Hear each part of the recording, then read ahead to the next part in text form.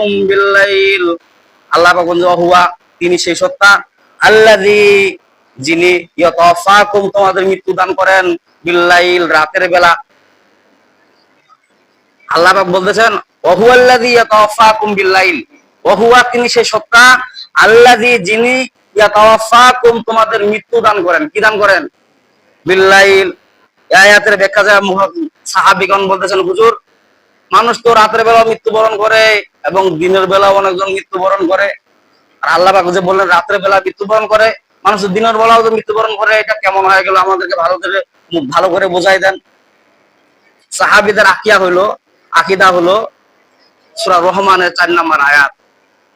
আল্লাহ পাক বলেছেন, হে রাসূল, আপনি বলেন আল্লামাহুল বায়ান। যখনই কোনো আয়াতের মধ্যে সংঘটিত, রাসূল সাল্লাল্লাহু আলাইহি সাল্লাম তার সমাধান দিয়ে দিতেন। আল্লামাহুল বায়ান মানে কি? তিনি শিক্ষা দিয়েছেন মানুষদেরকে কথা বলার। বলেন না সুবহানাল্লাহ। আল্লাহ তাআলা শিক্ষা দিয়েছেন কাকে? মানুষদেরকে কথা বলার শক্তি, বকশক্তি আল্লাহ পাক দান করেছেন। এজন্য আল্লাহ বলেন আল্লামাহুল বায়ান, আল্লাহ তাআলা শিক্ষা দিয়েছেন মানুষদেরকে কথা বলা। মুফাসসির ব্যাখ্যা যায় বিষ্ণু নবীজি বলেন যে ওয়াহুয়াল্লাযী ইয়াতাওয়াফাকুম বিল্লাইল, এর আয়াতের ব্যাখ্যা লিখছেন যে মৃত্যু তোমাদেরকে স্মরণ করার জন্য আল্লাহ পাক রাতের বেলা মৃত্যু দিয়েছেন। বলেন না সুবহানাল্লাহ। যে আমার বান্দারা রাতের বেলা যখন ঘুমের মধ্যে যায়, যখন ঘুমন্ত অবস্থা থাকে, তখন যদি কেউ তার পাশ থেকে কিছু চুরি করে নেয়, কেউ বলতে পারবে নাকি? ঘুম আর মৃত্যু একই সমান, ঠিক কিনা বলে? একই পর্যায়ে। ওটা সেমি মৃত্যু, আর এটা হলো অরিজিনাল মৃত্যু যদি আপনি হন একবার, তাহলে আর দ্বিতীয়বার ফেরত আসবেন কি? হ্যাঁ, ওই জন্য কেউ কিছু বলে যে রাত্রে বেলা যখন আপনি ঘুমান আর যদি জাগ্রত না হয়, হয় কবর নয় ফজর। যদি জাগ্রত হন তাহলে ফজর, আর জাগ্রত যদি না হন তাহলে কি? ফজর তো অনেকজন নামাজই করতে চান না, তাহলে চিন্তা করেন রাতের বেলা যে আপনাদেরকে আল্লাহ পাক মৃত্যু দান করলেন, মৃত্যু দান করার পরে আপনি যে ওই রাতের বেলা আপনি জাগ্রত না হন, তাহলে কি? যদি জাগ্রত হন তাহলে ফজর, আর জাগ্রত যদি না হতে পারেন তাহলে কি? কবর। আর আমরা তো মনে করেন যে খালি ঘুমাই, ইবাদত বন্দেগি করি না। এজন্য আগের গজল গুলা বলতো, ওরে মন ঘুমাইও না মন, নাম জপ মাওলার, একদিন ঘুমাইবারে মন, কবর ও মাজার। ঠিক না বলে? আপনি এত পরিমাণের ঘুমান, ফজরের সময় নামাজও ঠিক মতো পড়েন না, খালি ঘুমাইতে থাকেন, একদিন এমন পর্যায়ে ঘুমাই যাবেন, জাগ্রত আর হবেন। আল্লাহ পাক কথা বলতেছেন ওয়াহুয়াল্লাযী ইয়াতাওয়াফাকুম বিল্লাইল, আমি সেই সত্তা, ইয়াতাওয়াফাকুম, তোমাদেরকে মৃত্যু দান করি, বিল্লাইল, রাতের বেলা। বলেন না সুবহানাল্লাহ। রাতের বেলা মৃত্যু দান করেন আল্লাহ পাক, মানে ঘুমটা দেন।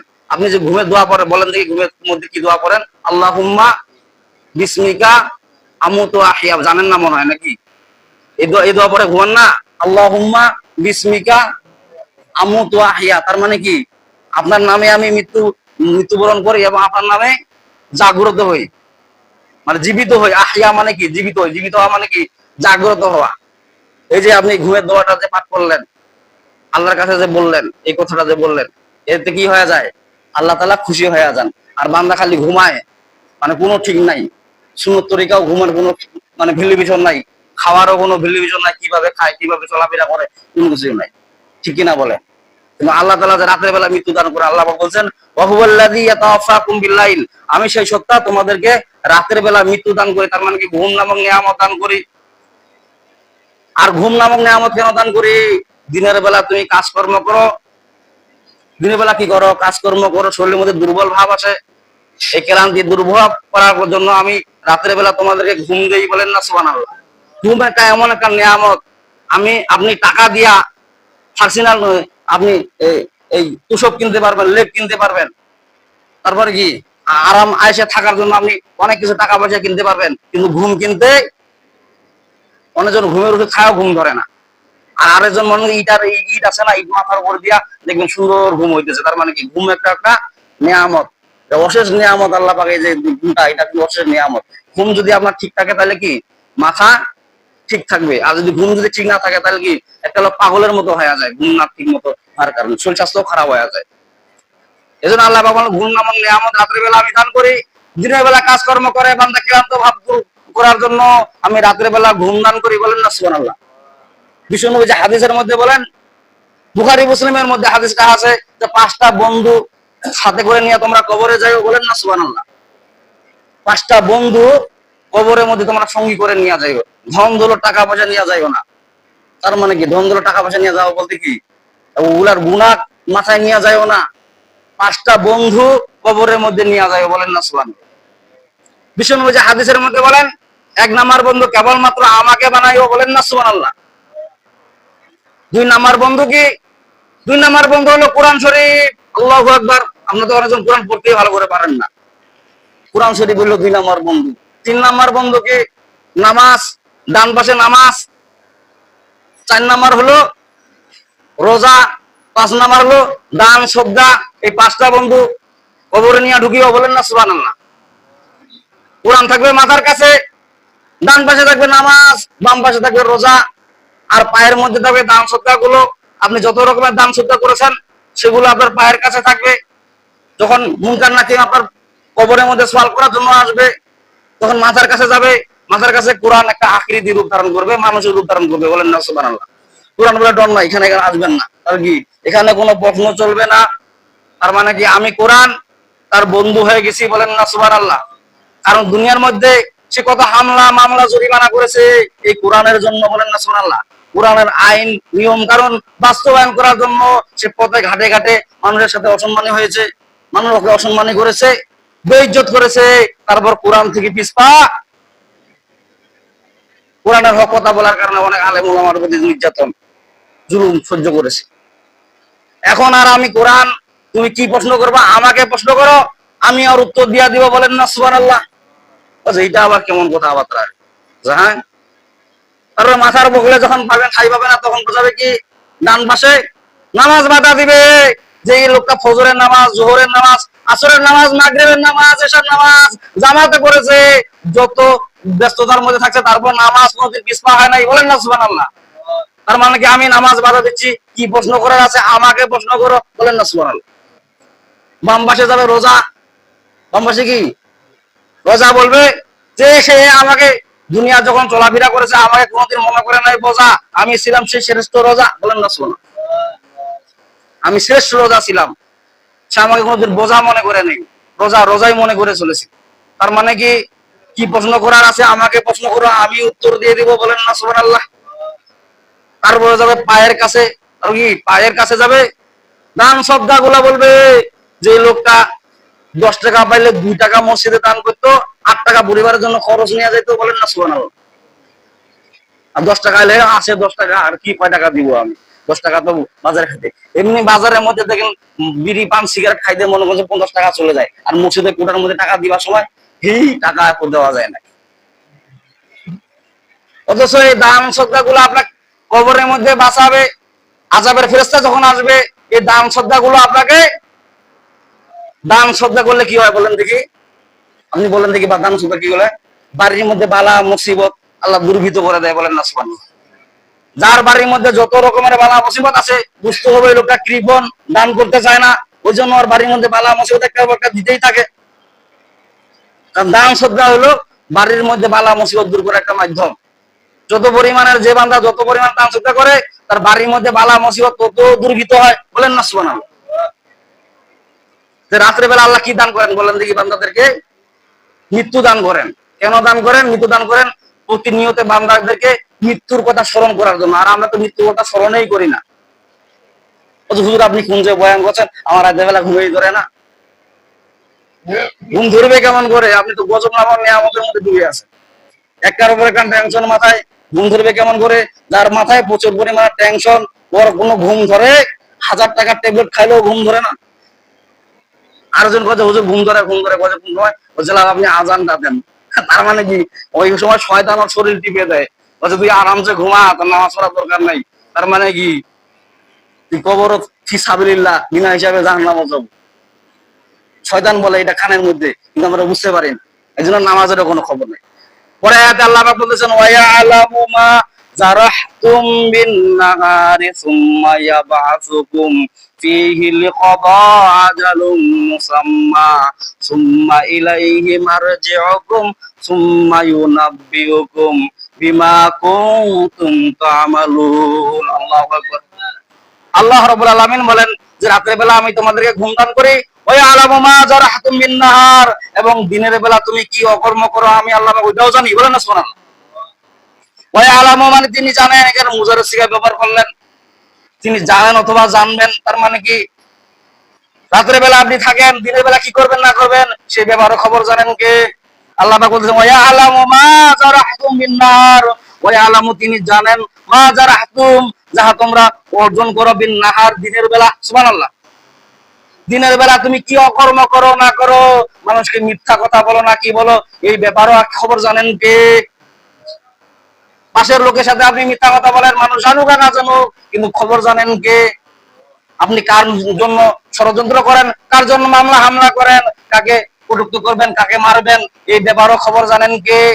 আল্লাহ পাক বলতেছেন ওয়া ইয়ালামু মা জারাহতুম বিন নাহার, দিনের বেলা তুমি কি অর্জন করো, কুকর্ম করো না করো, এই ব্যাপারেও আমি আল্লাহ তাআলা খবর রাখি। বলেন না সুবহানাল্লাহ।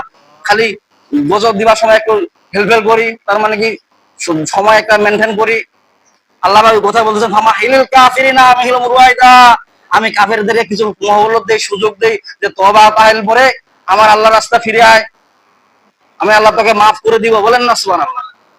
আল্লাহ পাক বলতেছেন ওয়া ইয়ালামু মা জারাহতুম বিন নাহার, এবং দিনের বেলা তুমি কি অর্জন করো, উপকর্ম করো, সেই ব্যাপারেও আমি আল্লাহ খবর রাখি। আপনি মনে করেন যে হে আমি দিনের বেলা একটা কি কর্ম করে ফেলাম, লুকে চোরে করে ফেলাইলাম, এই খবর আল্লাহ রাখি আমারে? আল্লাহ পাক বলেন যে না ওয়া ইয়ালামু মা জারাহতুম বিন নাহার, তুমি দিনের বেলা কি অকর্ম করো, কি অর্জন করো, এই ব্যাপারে আমি আল্লাহ পাক জানি। আর কি করি? সুম্মা ইয়াবাসুকুম ফীহি লিকাদা আজালুম মুসাম্মা সুম্মা ইলাইহি মারজিউকুম জামিআন সুম্মা ইউনাব্বিউকুম বিমা কুনতুম তা'মালুন। আল্লাহু আকবার। আল্লাহ রাব্বুল আলামিন বলেন রাতের বেলা তোমাদেরকে আমি ঘুম ঘুম দেই, এবং দিনের বেলা কি করি?